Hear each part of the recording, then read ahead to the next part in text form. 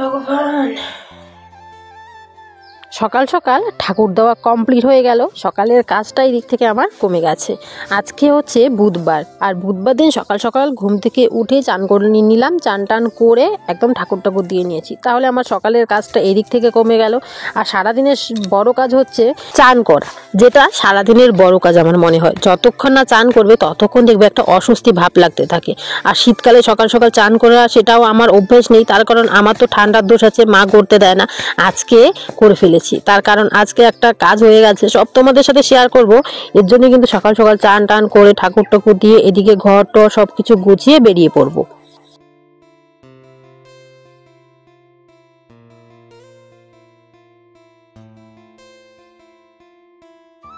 বন্ধুরা, good morning. কেমন আছো তোমরা সবাই? আশা করি ভালো আছো, সুস্থ আছো। আমিও ভালো আছি, সুস্থ আছি। নতুন ব্লগের সঙ্গে জানাই তোমাদের অনেক অনেক স্বাগত। সকালবেলা ঘুম থেকে উঠেই দোকান গেছিলাম, তো সেখান থেকে এসে চান করলাম। চান করেছি তার কারণ দোকানে ওদিকে গেছি, কিসের যে পটি এটা জানিও না, আমার একটু দেখে খিটখিট লেগে গেছে, ওটার মধ্যে আমার জুতোটা লেগে গেছে। তো এলাম, বাড়িতে এসে চান করলাম। চান টান করে এখন কাপড় চোপড় সব কিছু রোদ্রে দিলাম, ঠাকুর দিলাম, এখন রান্না বসাবো। আর সারাদিনের বড় কাজ শেষ, এখন বাজে 10টা 3। তো এখন থেকে আমি ব্লগটা শুরু করছি। আশা করি তোমাদের ব্লগটা আজকের অনেকটা ভালো লাগে। দেখো বন্ধুরা, বাইরেটার অবস্থা যে কুয়াশা পড়ছে, দেখো কিচ্ছু দেখা যাচ্ছে না। ও পাশের বাড়িগুলো একটাও দেখা যাচ্ছে না, এতই কুয়াশা। কিছুক্ষণ আগে যখন আমি চান করেছি প্রায় 1 ঘন্টা। ঠাকুর দিলাম, ঘর পরিষ্কার করলাম, এসব করতে করতে 1 ঘন্টা লেগে গেছে। তো দেখো ওই টাইমটাতে আরও বেশি কুয়াশা ছিল আর বেশি ঠান্ডা ছিল। ঠান্ডার মধ্যে চান টান করে একদম রেডি আমি। সকালবেলা দেখবে চানটা করে নিলে না সব কিছুই ভালো লাগে, আর অন্য কিছু মন চায় না। মনে হয় চানটা করে নিলে সারাদিনের কাজটাও কমপ্লিট। এবার সারাদিন তুমি কি করবে করতে থাকো। এখন রান্না করবো, রান্না টান্না শেষ করে অন্য কাজ। তো চলো দেখি আমাদের কাছে সিম আছে নাকি, কয়েকটা সিম নিয়ে যাব। এই যে আমাদের গাছ, সিম গাছ। তো নিচের দিকে দেখা যাচ্ছে কয়েকটা সিম। ভয়ও লাগে পাড়া দিতে, কোথায় কি আছে। এই দেখো নিচে কয়েকটা সিম দেখে নিয়েছি, এখানে 3টা সিম পেলাম। জানি না কি রান্না করব, কয়েকটা সিম নিয়ে যায়। যদি কোনো সবজিপাতি থাকে সেই সবজিপাতি দিয়ে কিছু একটা করে নেব। আর সিমগুলো বেশ বড় বড় না, খেতে ভালো লাগে।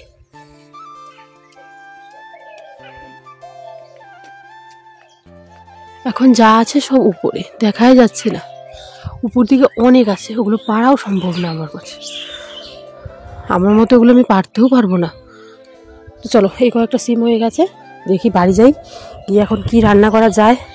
দেখো আমাদের কুমড়ো গাছও বড় হয়ে গেছে। এই যে আমাদের হচ্ছে সূর্যমুখী গাছ, সূর্যমুখী গাছে ফুল প্রায় চলে এসেছে, কলি চলে এসেছে, আর বেশি দিন লাগবে না, ফুলও ফুটে যাবে। কুমড়ো গাছগুলোও বেশ বড় সড়ো হয়েছে। আর ওদিকে হচ্ছে সর্ষে ফুল, দেখো প্রচুর সর্ষে ফুল হয়েছে। আর ওদিকে বৌদি এসেছে সর্ষে ফুল নিতে। তো চলো এখন আমরা বাড়ি যাই, বাড়ি গিয়ে দেখি কি রান্না করব, কি সমাচার। এপাশে ঘরে এসে ভাত বসিয়ে দিয়েছিলাম, এদিকে ভাত হয়ে গেছে। আর ওইদিকে কিন্তু আমি তরকারি যা রান্না করব সব কিছু জোগাড় করে নিয়েছি, তাই আর তোমাদের সামনে আসতে পারলাম না। এদিকে যা সবজির জন্য আমি যেটা করব, আজকে স্পেশাল একটা জিনিস রান্না করব, সেটা হচ্ছে তো ডিমের অমলেট করে, তারপর আমরা কিন্তু এটা অমলেট বলি না, আমরা মামলেট বলি। তো আমি যেটা ভাষায় বলি সেটাই বলি তোমাদের, ডিমের মামলেট করে তারপর সেটা দিয়ে ঝোল করব। এটা কারা কারা খেয়েছো অবশ্যই জানিও, আমার কাছে কিন্তু দারুণ লাগে। তো এভাবে আমি ডিমের মামলেটটাকে ঘুরিয়ে ঘুরিয়ে কিন্তু মানে বড় করে নিয়েছি। তো এটাকে আমি অনেকগুলো টুকরো করবো, প্রায় 6-7টা টুকরা করা যাবে এটা দিয়ে। তো এটাকে আমি এখন মানে ঘুরিয়ে নেব, এ পাশ থেকে ও পাশটা পিঠটা ভেজে নেব ভালো করে। এই পিঠটা হয়ে গেলে তারপর কিন্তু আমি এরকম ভাবে মানে অমলেটটা বানিয়ে নেব। আর একটু মানে বড় বড় করব যেন পিসগুলো খেতে দারুণ লাগে। আর এরকম ভাবে কারা কারা খেয়েছো অবশ্যই জানিও। আমি কিন্তু অনেক দিন আগে এরকম ভাবে খেয়েছিলাম, কারণ অনেক দিন হয়ে গেছে এভাবে রান্নাটা হয় না। বাড়িতে মাছ না হলে একটা কিছু হয়, তো এইভাবে রান্নাটা হয় না। দেখবে যখন ঘরে মাছ থাকে না তখন কিন্তু এই জিনিসটা বেশ ভালো লাগে। মাছ না থাকলেও 1-2টো ডিম দিয়ে কিন্তু 6-7 জনের খাওয়া হয়ে যায়। তো এটাকে আমি এখন ভালো করে তুলে নিয়েছি, এটা ভাজা কমপ্লিট। এদিকে কিন্তু আমি সর্ষের তেল দিয়ে নিলাম কড়াইয়ে। সর্ষের তেল দিয়ে কিন্তু হালকা একটু সর্ষের তেলটাকে গরম করে এটার মধ্যে কিন্তু অল্প একটু দিয়ে দেবো 5 ফোড়ন। তো এই যে 5 ফোড়নটা দিয়ে দিয়েছি, 5 ফোড়ন দিয়ে দেওয়ার পর এটার মধ্যে অল্প একটু জিরে দেবো। জিরে 5 ফোড়ন দুটোর মধ্যে যখন একটা দিলে হয়, আর দুটো দিলে কিন্তু বেশ ভালো লাগে। এটা দিয়ে দিয়ে মশলা করে নিয়েছিলাম। পেঁয়াজ, রসুন, লঙ্কা সব কিছু কিন্তু একসাথে আমি বেটে নিয়েছিলাম। তো বেটে নিয়ে এখন এটাকে দিয়ে দেবো এই যে তেলটার মধ্যে। আর তেল বেশি একটা দেইনি, কম পরিমাণে দিয়েছি তেলটা। আর এদিকে কিন্তু সব কিছু একসাথে কিন্তু এখন আমি তেলের মধ্যে ভাজবো। ভাজার পর এখানে আমি লবণ দেব, হলুদ দেব, সব কিছু একসাথে দিয়ে নেব। আর এখানে দেখো এটাকে মানে ভাজার মধ্যেই দেখো কালারটা কি সুন্দর চলে এসেছে। এখনও কিন্তু হলুদ দেইনি, পুরোটাই লঙ্কার কালার। এই যে হলুদ দিয়ে দিলাম। হলুদ দিয়ে দেওয়ার পর এখন দিয়ে দেবো এটার মধ্যে লবণ পরিমাণ মতো। এটা কিন্তু একটু আমি গাঢ় গাঢ় করবো, মানে সেরকম পাতলা ঝোল করবো না, হালকা একটু গাঢ় গাঢ় করবো, খেতে কিন্তু বেশ লাগে। তোমরাও এভাবে কোনোদিন বাড়িতে রান্না করে দেখো কেমন লাগে। এটা কিন্তু আমি যেভাবে লবণ দিয়ে ভালো করে আবার কিন্তু এভাবে এটাকে ভেজে নিচ্ছি, মানে একটু কষিয়ে নিচ্ছি। আর এইদিকে যে ডিমের অমলেটগুলোকে বা মামলেট, এটাকে কিন্তু এভাবে আমি কেটে নিয়েছি। আর এই দেখো এটাকে পিস পিস করে কেটে নেওয়াতে এরকম হয়েছে, দেখতেও কিন্তু দারুণ লাগছিল। আর ইচ্ছা করলে তোমরা এই মামলেটটার মধ্যে কিন্তু ভেতরে অনেক কিছুই দিতে পারো। আমি কিচ্ছু দিইনি, শুধু নুন আর হলুদ দিয়ে কিন্তু ভেজেছি। এটার ভেতরে পেঁয়াজ দেওয়া যায়, তারপর লঙ্কা দেওয়া যায়, আমি সেরকম কিচ্ছু দিইনি। তারপরে যেটা একটু কষিয়ে নিয়ে মানে জল দিয়ে দিয়েছি। এখন জল দিয়ে কিন্তু আবার এই জলটাকে ভালো করে ফুটিয়ে নিতে হবে, কারণ এই জিনিসটা যত বেশি কষিয়ে নেবে তত ভালো লাগে খেতে। তো এটাকে ভালো করে এখন জল দিয়ে ফুটিয়ে নেব, তারপর কিন্তু আবার জল দেবো। বাজার থেকে এলো, এই নিয়ে এসেছে মাছ। তো তার আগে আমি কিন্তু ঘরে ডিম ছিল, তো ডিমটাকে এভাবে কেটে নিয়েছি পিস পিস করে, মানে অমলেট করে তারপর কেটে নিয়েছি। আর এদিকে বসিয়ে দিয়েছি দেখো যে অমলেটের জন্য ঝোল। এটা একটু কষা কষা করে করবো, আর এটা খেতে কিন্তু অনেকটা ভালো লাগে। আর আমি যেভাবে রান্না করলাম তোমরাও ওভাবে মানে রান্না করে দেখবে, অনেকটা ভালো লাগে খেতে। মাছও লাগবে না সেদিন, মাংসও লাগবে না, খেতে অনেকটা মজা। তো এখন আমার ওইদিকে ভাত হয়ে গেছে, ভাতের কিন্তু ফ্যান গালতে দিয়ে দিয়েছি অনেকক্ষণ আগেই। এদিকে এখন করে নিচ্ছি এটা, তারপর ওইদিকে আবার আলু সেদ্ধ বসিয়েছি প্রেশার কুকারে। আমি রান্নার সময় চারদিকে কাজ করতে ভালোবাসি, শুধু এক জায়গায় বসে রান্না করবো সেটা না, চারদিকের কাজ করে নেবো। আর এখন বেটে নেবো মশলা। দেখো এই যে শিলনোড়া নিয়ে নিয়েছি, এখন বেটে নেবো মশলা যা যা লাগবে মাছের ঝোলের মধ্যে। আর প্রেশারের মধ্যে তো আলু হচ্ছে, আলুটা 4টা সিটি পড়লে নামিয়ে নেবো, কারণ আলুটা একটু বড় সাইজের দিয়েছি আর একটু গলিয়ে করব। তোমরা অনেকেই যারা আমার আগের থেকে ব্লগ দেখো তারা জানোই যে আমাদের বাড়িতে আলু কিন্তু একটু গলিয়ে খাওয়া হয়। আর একদম তেল মশলা সব কিছু এখানে কম কম আছে। এখন থেকে তেল মশলাটা একটু কমই খাবো, কারণ মাকে ডাক্তারও বলে দিয়েছি একটু কম তেল মশলা খেতে। তোমরাও বলেছো যে একটু সাবধানে রেখো। আর হ্যাঁ, তোমরা বলেছো যে মাসিমাকে চা দিও না। আমার মা চা ছাড়া বাঁচবেই না, ওরকম অবস্থা। মানে চাটা যদি আমার মা না খায় তাহলে মানে ওই দিনটা আমার শুরুই হবে না। আর আমাদেরও এরকম হয়ে গেছে, চা না খেলে মাথা ব্যথা করে, শরীর কেমন করে, একটা অভ্যাসে পরিণত হয়ে গেছে। আমার মা চা, পান, জর্দা এই 3টা জিনিস লাগেই। তো এখন থেকে মানে মাকে বলছিলাম যে চাটা একটু কম খাও, মা বলছে না একদমই, এটা অসম্ভব আমার কাছে। তো চাটা খাবে কিন্তু তেল মশলাটা একটু কম দিচ্ছি। আর তোমরা বলছো শুকনো লঙ্কাটা কম খেও, আমাদের বাড়িতে কাঁচা লঙ্কাটা খাওয়া হয় না বেশি, কিন্তু শুকনো লঙ্কা খেলেও অল্প স্বল্প করে খাবো। তোমাদের কথাটা একটু মেনে চলবো, কারণ তোমরা তো অনেকেই ভালো চাও না, সবাই তো ভালো চাও, কেউ তো আর খারাপ চাও না, তাই একটু মেনে চলবো। আর এদিকে এটা নামিয়ে নেব, মা গেছে ওইদিকে মাছ ধুয়ে নিতে। আর আজকে পিসি আছে, পিসি কাজ করছে বাড়ির পেছনে, ওখানে আমাদের গোবরের গর্ত দিচ্ছে। আর বাড়ির সামনে কতগুলো ছাই আছিল সেগুলোকে একদম বস্তায় ভরে পরিষ্কার করে নিয়েছে, কারণ ছাইগুলোকে তারপর জমিতে দেওয়া হবে। তো চলো এদিকে আমি রান্নাটা শেষ করি, আর একটু পরে এটা হয়ে যাবে, বেশি সময় নেবে না। মা মাছগুলো নিয়ে এলে আমি মাছটাও রান্না করে নেবো। এটা না অনেক দিন পর রান্না করছি জানো, আর এটা খেতে কিন্তু আমার কাছে বেশ ভালো লাগে। তোমরা কারা কারা খেয়েছো অবশ্যই জানিও। আমি কিন্তু অনেক দিন আগে এরকম করে খেয়েছিলাম, যখন ঘরে কিছু থাকবে না, যদি ডিম থাকে তাহলে কিন্তু এভাবে রান্না করে খাওয়া যায়। আর দেখো লঙ্কা কম, একটু হলুদ দিয়েছি, কালারটাও কিন্তু ভালোই এসেছে। লঙ্কাটা একদম কম দিয়েছি, কারণ এটা ঝাল করব না। আর আমাদের বাড়িতে সবাই ঝাল খেতে ভালোবাসলেও কিন্তু আর ঝালটা খাওয়া উচিত নয়, কারণ আমাদের বাড়ির সবারই না গ্যাসের প্রবলেমটা রয়েছে। তো এটা কিন্তু আমার হয়ে গেছে। এটার মধ্যে একটু ঝোল দেবো, ঝোলটা যখন একটু শুকিয়ে যাবে, গাঢ় গাঢ় হয়ে যাবে, তখন কিন্তু ডিমগুলো দিয়ে দেবো। ঝোল দিয়ে দিলাম, আর একটু ঝোল দেবো, এটা একটু গাঢ় হয়ে গেলে ওগুলো দিয়ে দেবো। সেই একবার জল দিয়ে ফুটিয়ে নিয়েছিলাম, এখন পরে আবার জল দিয়েছি, এখন এটাও ফুটে গেছে। এখন দিয়ে দিলাম ডিমের মামলেটগুলো। দিয়ে দেওয়ার পর এটাকে হালকা আর একটু জাল করব, জাল করে গরম মশলা দিয়ে দেবো উপরে, গরম মশলা, ধনেপাতা দুটোই দিয়ে দিলে কিন্তু দারুণ টেস্ট হবে। তো এদিকে দেখো আমার এটা হয়ে গেছে, এখন এটাকে আমি নামিয়ে নিয়েছি। এখনও ধনেপাতা দেয়নি, কারণ বাবা তো ধনেপাতা খেতে চায় না, বাবারটা আলাদাভাবে রেখে তারপর কিন্তু এটার মধ্যে আমি একটু ধনেপাতা অ্যাড করব। ধনেপাতাটা দিলে গন্ধটাও সুন্দর হয়। গরম মশলা দিয়ে দিয়েছি, এখন শুধু ধনেপাতার বাকি। এদিকে বাবাও নিয়ে এসেছে আবার মাছ, ওটা রান্না আমার হয়ে গেছে, ওটা তো অল্প করে করেছি, একবার খাওয়া আমাদের হয়ে যাবে। এদিকে নিয়ে এসেছে মাছ, এদিকে দেখো মাছের জন্য আলু তারপর যা মশলাপাতি আছে সব কিছু একসাথে দিয়ে এটাকে কষিয়ে নিয়েছি।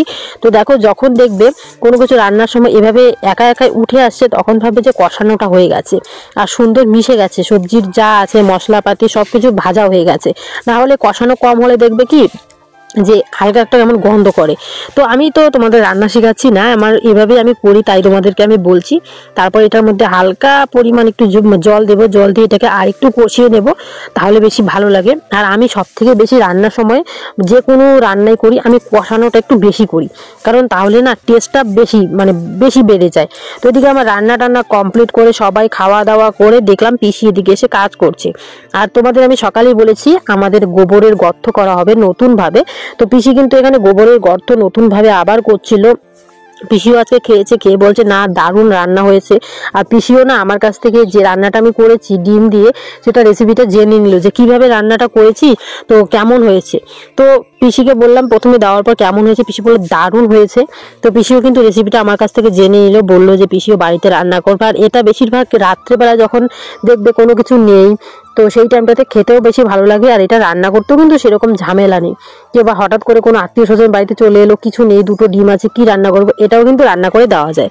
তো এদিকে কিন্তু পিসি আমাদের যে এখানে একটা গোবরের গর্ত করলো, আর ওই যে ওই সাইডে গোবরের গর্তটা ঢেকে দিয়েছে, তার কারণ ওই গোবরের গর্তটা না আমাদের জমিটার সাথে অ্যাড হয়ে গেছে, ওই জমিটা ছোট হয়ে গেছে, আমাদের ফুলের চারা করা হয়, তো সেই গোবরের গর্তটার জন্য কিন্তু পুরো জমিটার মধ্যে ফুলের চারাটা হয় না।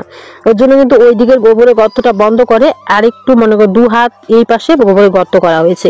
এদিকে কিন্তু এখন গোবর টোবর ফেলানো হবে। আর আমাদের এখানে অনেকেই না আগে সরকারি গোবরের পেয়েছিল, গোবরের রাখার জন্য, আমরা কিন্তু পাইনি। তো তারপর থেকে আমরা কিন্তু এভাবে গর্ত করে করেই ফেলানো হয়।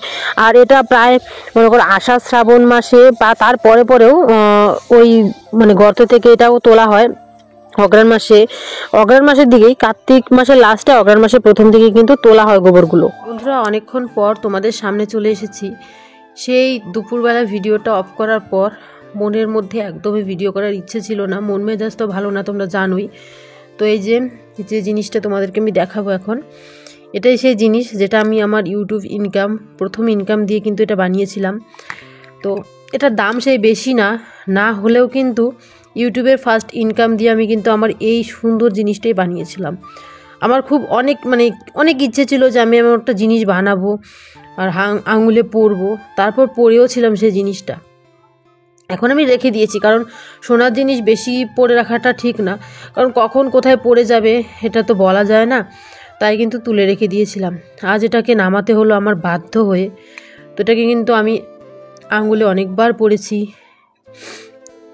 তো এই দেখো জিনিসটা আমার অনেক শখ করে বানিয়েছিলাম জানো, অনেক আশা, অনেক কিছু, যে আমি আমার প্রথম ইনকাম দিয়ে একটা নিজের জিনিস করব, নিজের কিছু একটা প্রথম ইনকাম দিয়ে করব, এটাই হচ্ছে সেই আমার নিজের ইনকামের জিনিস। আর এটা থাকছে না, তো জানি না এটা দিয়ে কতটুকু হবে কি না হবে, এটাই আমার লাস্ট সম্পদ, এটাই আমার সব। তো এখন এটাকে আমার বিক্রি করতে হবে, কাল এটাকে নিয়ে বিক্রি করে দেব। এটা আমার কি বলবো, এতই স্বপ্ন ছিল, এতটাই আশা ছিল, এটাকে আমি যত ছাড়তে চাইছি না তত মায়া পড়ে যাচ্ছি। লাস্টবারের মতো চলো একবার আঙুলে পড়ে নি, লাস্টবারের মতো একবার আঙুলে পড়লাম। সত্যি এটা পড়লেও যেন একটু অন্যরকম লাগে, ভালো লাগে। পড়লাম, নিজের ইনকামের জিনিস, নিজের ইনকামে সব কিছুই করেছিলাম। এটা কিন্তু সোনার জিনিস, যতটুকুই বড় হোক ছোট হোক সেটা সোনা। আর মেয়েদের কাছে তোমরা জানোই সোনা হচ্ছে অমূল্য, মেয়েরা সবসময় সোনার জিনিস পরতে ভালোবাসে, আমিও সোনার জিনিস পরতে ভীষণ ভালোবাসি। বেশি দিন টিকলো না জিনিসটা, এখন বিপদের মধ্যে কিন্তু সোনাটাই আমার শেষ করতে হবে। এখন ভগবানের কাছে আমি এটাই প্রার্থনা করি, যেন এত কিছু শেষ করেও যেন আমি তোমাদের দাদাভাইকে রক্ষা করতে পারি। আমি তোমাদের দাদাভাইয়ের জন্য নিজের জীবনটাও দিয়ে দিতে চাই। আমি আমার কি বলবো, নিজের জীবনটাকেও যদি কেউ বলে দিয়ে দিতে যে ও ভালো থাকবে, তাহলে আমি তাই করব। কারণ আমার জীবনে আমি কারো কাছ থেকে সেরকম ভালোবাসা পাইনি, একজনের কাছ থেকে পেয়েছি যে আমাকে তার জীবন মনে করে। মা বাবার কাছ থেকে যাওয়ার পর থেকেই শুধু অবহেলাতেই আমি ভুগেছি। যেই আমাকে দেখেছে সেই বলেছে, জানো, কালো কুৎসিত, দেখতে সুন্দর নয়, ভালো না, মেয়েটাকে বিয়ে করে তুই এনেছিস, তুই এত স্মার্ট ছেলে, এত সুন্দর ছেলে, মেয়েটাকে বিয়ে করে তুই নিয়ে এসেছিস, কোথাও নিয়ে বেরোতে পারবি না, এটা সেটা অনেক কিছুই কিন্তু আমি লোকের মুখ থেকে শুনেছি। কিন্তু আজ পর্যন্ত তোমাদের দাদাভাইয়ের মুখ থেকে কোনোদিন আমি শুনিনি যে তুমি ভালো নয়, তুমি আমার জীবনের কাল, তুমি আমার জীবন থেকে চলে যাও, কোনো দিন শুনিনি। বা তুমি আমার জীবনের অলক্ষ্মী, এইসব অন্যের কাছ থেকে শুনেছি। এমনকি এই কথাগুলো বলতে বলতে আমি যখন সহ্য করতে পারতাম না, তখন তোমাদের দাদাভাই আমাকে হাত ধরে সেই বাড়ি থেকে নিয়ে চলে এসেছিল। দেখছিল আমি এসব সহ্য করতে পারছিলাম না। আজ তার একটা বিপদ, যখন শুনেছি বিপদ, আর এরকম বিপদের কথা শোনার পর কোনো স্ত্রী ঠিক থাকতে পারবে না।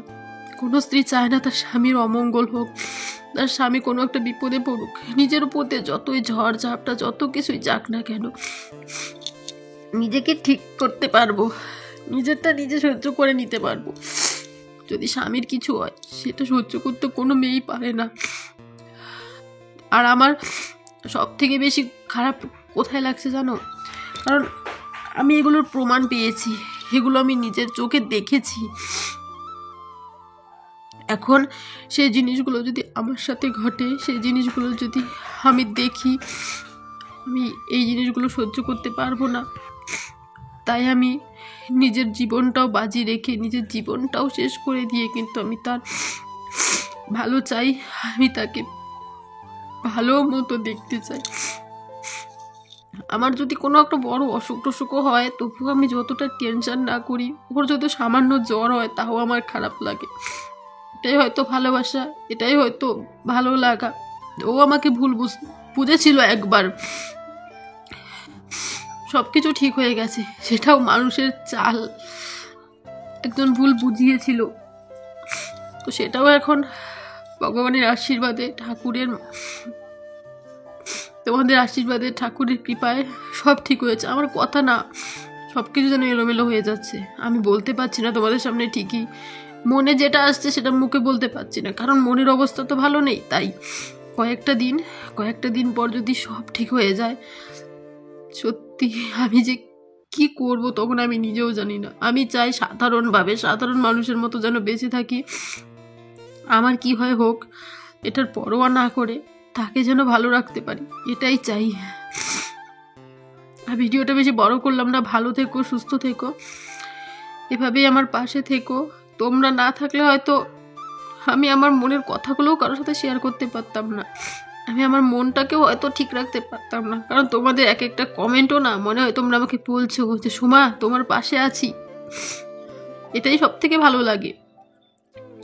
এমন কিছু কথা যেটা আমি মনে করো বাড়ির পরিবারের লোকের সাথেও শেয়ার করতে পারবো না, সেটা তোমাদের সাথে পারি। কারণ তোমরা অনেকেই আছো যারা আমার ভালো চাও, যারা আমাকে শক্তি দাও, যারা আমাকে অনেকটা সাহস দাও।